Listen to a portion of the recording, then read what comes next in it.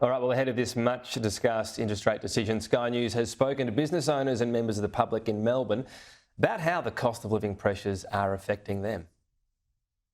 Regardless of whether interest rates hold or rise, small business operators are feeling the pinch. It's been quite challenging, especially the interest rates in the last few times that it's happened.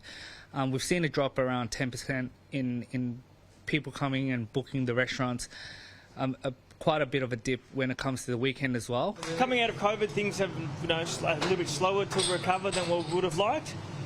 We are getting a lot of great sporting events and theatre events on at the moment, which is helping our evening trade. Lunch trade is a little bit on the quieter side though.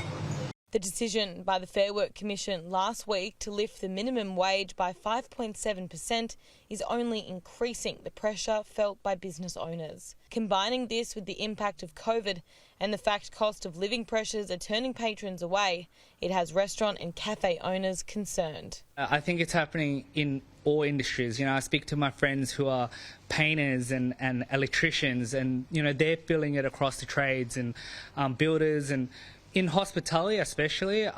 We walk down the street, we walk down through seeing all our other restaurants. The city's not as busy as it used to be. What we're finding is the way the world's changing a little bit. Some of the items that we require are having trouble getting. For us in the hospitality industry, cook a lot of pasta. Strange things like tinned tomatoes and stuff are actually quite hard to come by. A lot of product coming out of Italy are not as regular coming as we've got, so it makes it a bit difficult to forecast. Families and mortgage holders are already struggling with the pressures of skyrocketing costs. They're hoping for some reprieve when the rates decision is handed down. It's definitely been a struggle. It is difficult, but I guess, in some senses, I'm probably better off than some of the others. So, whilst it hasn't hurt me as much, it definitely is hurting for sure. It's hurting our pockets. We want to try and make sure that, in the past, maybe we'd go out and eat a bit more.